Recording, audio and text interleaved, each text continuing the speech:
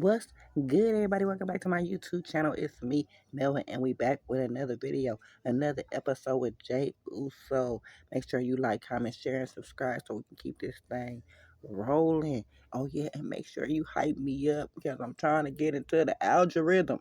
Yeah, I said algorithm because the algorithm not working for me. All right, all right. Last time in the last episode, make sure you go back and watch that. Catch yourself up. Let's go. Somebody was calling my man phone, and I was wondering if it was Jada or Tiffany. So we about to find out who it was. If it was them or was it somebody else.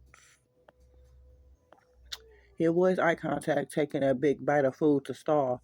He chews slowly, swallowing loudly. He knows you're not going to let this go. He lays down his fork, sighing softly. He hates lying to you, even by omission. He swallows hard, baby. What? It wasn't Jada or Tiffany. Hmm. He admits quietly, still not looking at you. It was someone from my past, someone I used to know before you, someone I never wanted you to meet or even know about. He runs a hand through his hair frustratedly. Wait, it wasn't Jada or Tiffany? No, he says firmly, looking at you. No, neither of them. This was someone else. Someone from a long time ago, before I even made it to WWE. It's complicated, baby. Just some old bad business that I thought was dead and buried. He reaches out to take your hand. Please, trust me, it's handled. So when do we leave Bora Bora? He flinches, his thumb stopping his gentle circles on your hand. He hoped you wouldn't ask that. He hoped you just accept his vague answer and let it go. You know him too well. We don't have to leave, he tries, his voice hopeful. It's just some stupid... You cut him off with a look. He sighs heavily, knowing he's been caught in a lie. Even a lie by omission is still a lie to you, and he knows it. He looks down at your intertwined hands, his thumb resuming its absent-minded circles. Tomorrow. We leave tomorrow morning. Fuck. Is it a male or a female, Joshua? His jaw tightens at your whine, hating that you're upset that he's the cause. He hesitates before answering, knowing you'll be angry either way. Male, he admits softly, watching your reaction closely. Okay. I take a deep breath. Tell me what's going on, please. He watches you take a deep breath, trying to stay calm. He knows you're good at this, listening, understanding. He loves your logical style. He swallows hard before dropping his bomb. It's an old friend from back home. Before WWE, we were close. Close like what? He hesitates, dragging his hand down his face, close like we grew up together, did everything together, made money the wrong way. He looks you dead in the eye. We ran streets together. He's the one person who knows everything about who I was before the fame. And now he wants a favor. Kind of favor. His expression darkens, his jaw clenching visibly. The kind I can't say no to. Not without consequences. He runs a hand through his hair, frustrated and angry at himself for being backed into this corner. He knows too much, baby. Too much like what, Josh? Can't be any more messed up than whatever he's done, right? He laughs shortly, bitterly. He leans back in his chair, looking away from you for a moment before his dark eyes snap back to you. You'd be surprised, but no. It's not about what he's done, it's about what I've done. But what is exactly that you do? Or done? He looks at you, really looks at you, and realizes the bubble of his perfect honeymoon has officially popped. He has to now give you the ugly truth now. Fights, drugs, armory, stuff that pushed you away for a long time. His voice is low, devoid of emotion, just stating facts. I wasn't always a WWE superstar, baby. I know. And neither was Jacob. He nods, appreciating your reminder. Jacob's past wasn't pretty either. He takes a deep breath before continuing. This guy, he was my partner and all that. He knows every dirty thing I've done, every secret I have. He pauses, swallowing hard. Want to tell me what happened? I say while grabbing my purse and fishing out the hidden joint. He watches you grab the joint with a small, almost affectionate smile. He knows this ritual. When you need to process heavy information, you smoke. He's seen it before with Jacob's stuff. He grabs the lighter from the counter, holding it out. Let me, he lights it for you, inhaling deeply himself when you pass it. We were kids. We grew up so fucking poor, baby, like eating ramen poor. His mom was a junkie. My dad was never around.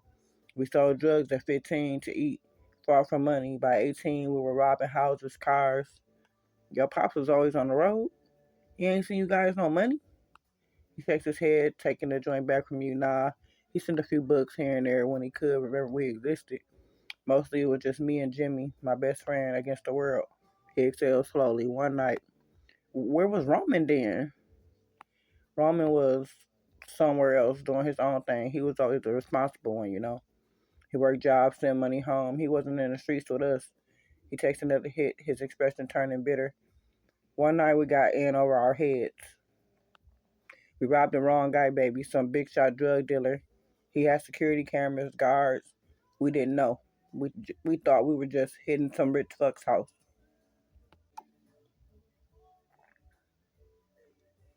He runs a hand through his hair, frustrated.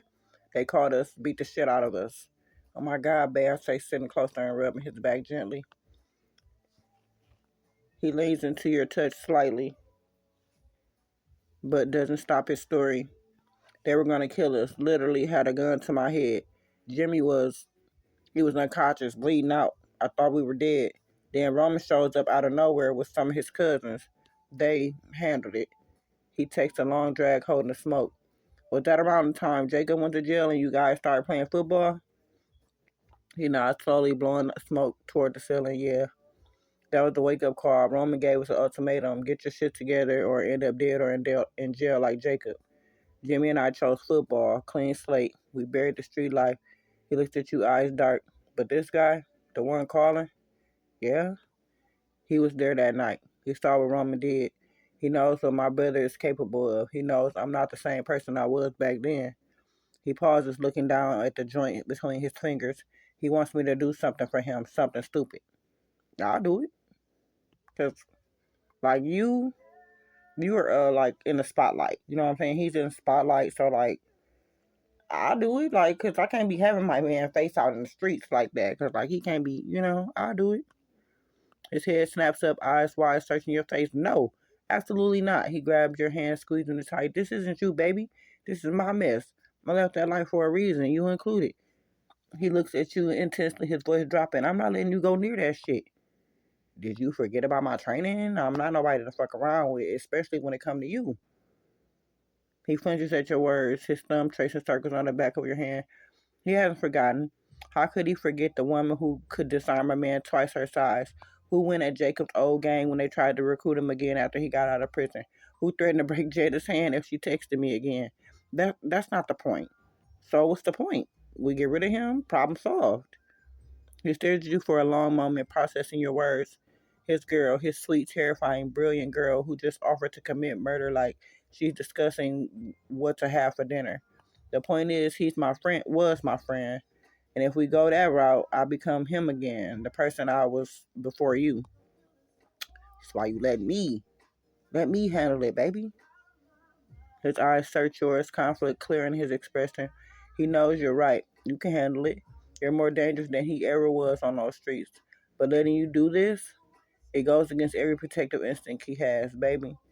He leans his forehead against yours. Yes. If we do this, we never talk about it again. Ever. And you wear gloves. And if anyone asks, we were at home all night. He kisses you deeply, my violent little angel. Come on, babe. I've done this before. What Lil Wayne say? Real G's moving silence like lasagna. You know? Like, I got this. He bursts into laughter, throwing his head back. The tension in his shoulders finally breaks at that lyric. You quoting Lil Wayne right now? Seriously? He shakes his head, grinning despite the severity of the situation. You got jokes, but you're right. Silence is key. He kisses your forehead. Just come back to me in one piece, alright? I always do. Now, where he located? He sighs, knowing he's lost this battle. He reaches into his back pocket, pulling out his phone and unlocking it before sliding it across the counter to you. He's staying at a motel off the interstate, the Blue Diamond, room 104. He leans in close, his voice dropping. He'll be armed. Always is. Don't get sloppy. Hey, he's in Bora Bora? He nods slowly, his jaw tight. Yeah. The prick flew all the way out here. That's how desperate he is, or how confident he thinks he is that I won't touch him on our honeymoon. He slides the phone closer to you. Room 104 at the Blue Diamond.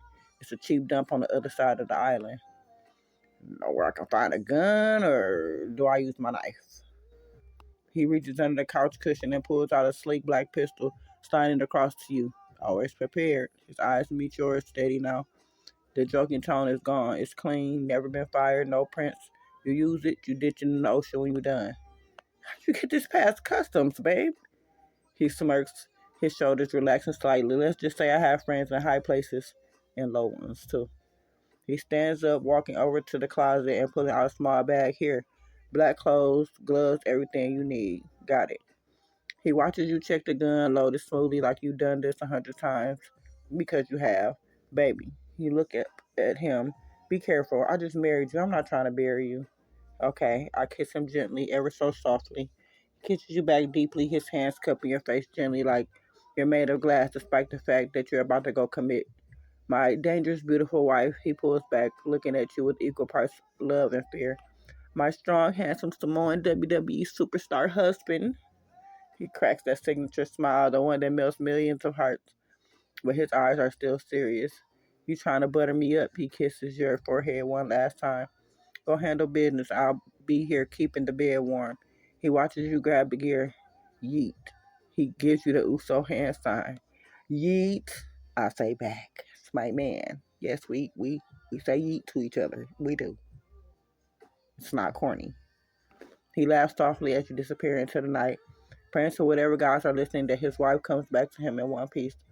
He knows she will. She always does. Love you, you crazy bitch, he murmurs to the empty room before flopping back on the bed waiting. Okay, I'll leave and make my way to the hotel realizing I don't know anything about the guy, so I call Jay quickly and ask for a name and a picture.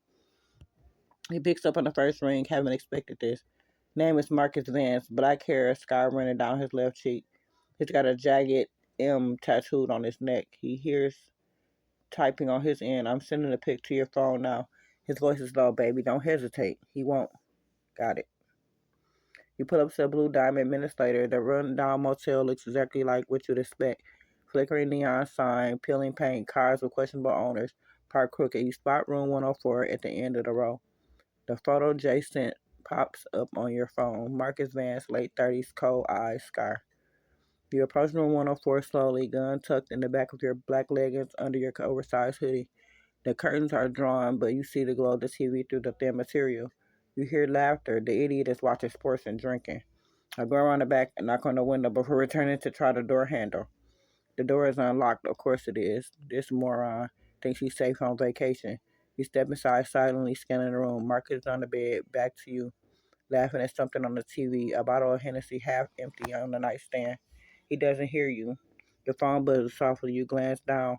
Text from Jay. He has a gun under the pillow. Don't let him reach it. Marcus shifts on the bed, still facing the TV. You can see the outline of the weapon under the cheap motel pillow. You move like smoke, silent in your black gear. The gloves are on. The pistol is ready. I screw the silencer on quickly and quietly. You screw the silencer onto the pistol, the soft click barely audible over the blare of the TV. Marcus still hasn't turned around. You take a deep breath, your heart rate steady, calm. This is second nature to you, cold blooded, lethal. You move behind him close enough now to smell the Hennessy on his breath. He's larger than the photo suggested, 6'2", built like he used to fight, but he's sloppy now, complacent, drunk, and unaware. He raised the gun, pressing the barrel right against the base of his skull. He freezes, finally feels your presence. Hey, Marcus, I say quietly. And that's where we're going to end this episode. Yes, I've been leaving y'all on cliffhangers. I know, I'm so sorry. But I got some business that I got to take care of. So make sure you like, comment, share, and subscribe so we can keep this thing rolling. And make sure you go hype me up so I can make it to the algorithm. Not the algorithm, because the algorithm is not working for me. All right? Make sure y'all like, comment, share, and subscribe. It's me, Melva, and I'm out this thing. Deuces.